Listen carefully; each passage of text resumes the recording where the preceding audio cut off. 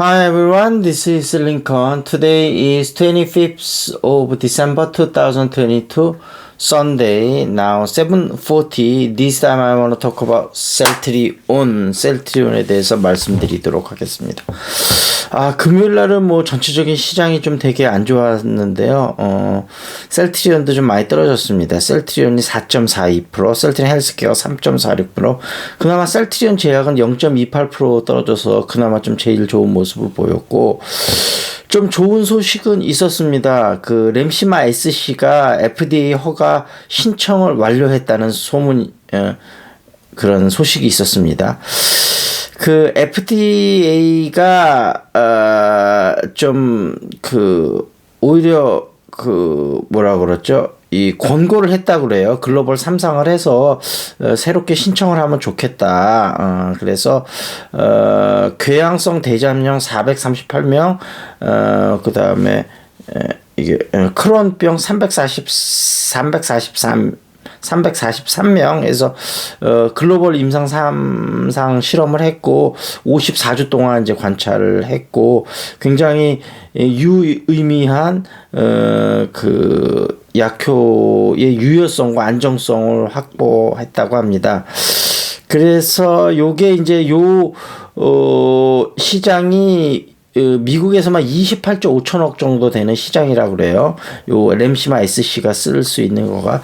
근데 전에도 한번 설명드렸다시피 램시마 SC는 고농도 제형이고, 그 다음에 피하 지방에 놓을 수 있는 여러 가지 편의성 그런 것 때문에 유럽에서 작년에 출시돼서 벌써 그 시장을 페네트레이트해서 12%를 달성했다. 그래서 미국에 이제 내년에 본격적으로 출시가 되면 상당한 매출이 일어날 것으로 예상이 되고 특허권 신청까지도 지금 동시에 진행하고 있다고 합니다. 그래서 셀트리온 계속 조금 올라갔다가 요즘 조금 힘든 시간을 또 보내고 있는데 워낙 매크로 이슈 안 좋은 거 하고 그 다음에 이제 그 10억 이상 세금 내는 그런 것들 때문에 특히 이제 좀 우리나라 큰 손들이 많이 좀 자금을 청산하면서 그런 것들이 있는데 어찌됐든 셀트리온 삼형제는 계속적으로 여러분이 관심을 갖고 좀 지켜보셔야 할 것 같다, 그런 말씀을 드리도록 하겠습니다. 그리고 셀트리온 제약 관련 소식으로는 그 제약 바이오 쪽 섹터로 만들어진 그런 이제 펀드들이 있는데 거기서는 좀 셀트리온 제약이 지난 일주일 동안은 가장 좋은 성적을 보여줬다고 해요. 한 일주일 동안 한 7% 정도 올랐더라고요. 그래서 참조하시면 좋을 것 같고요. 경제 이슈 좀 보겠습니다.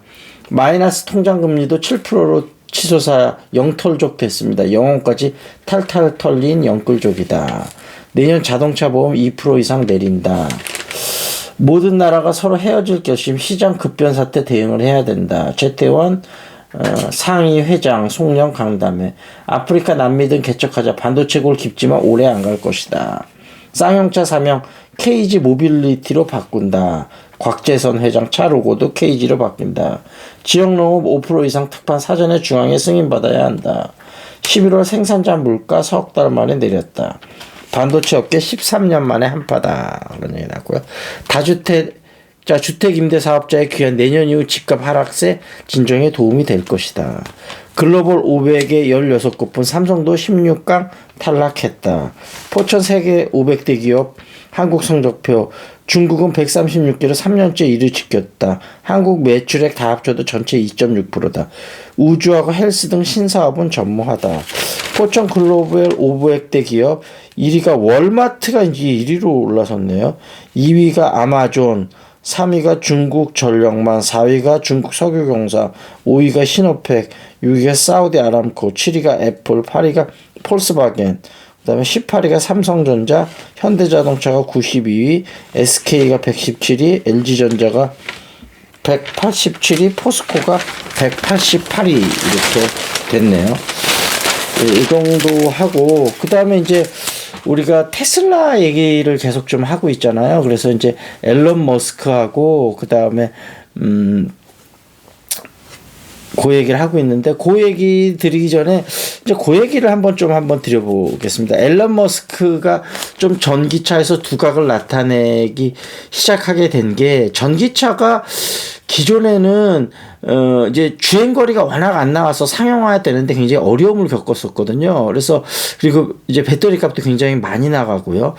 그래서 앨런 머스크가 생각을 한 거죠. 아, 그렇다면 2차 전지 만드는데 그렇게 비용이 많이 든다면 이제 뭐 핸드폰이나 스마트폰이나 아니면 랩탑 그 노트북에 들어가는 건전지는 이렇게 좀 소형으로 된 게 많이 대량 생산하니까 비교적 싸잖아요. 그러면 그거를 자동차 바닥에 쫙 깔고 병렬로 연결하면 어떻게 가능하지 않을까 싶어서 그렇게 실험을 했는데 정말 좋은 효과가 나타났고, 이제 화재에 조금 취약한 점은 있었지만 화재를 방지할 수 있는 여러 가지 장치들을 하면서 테슬라를 본격적으로 좀 그 뭐라 그럴까요?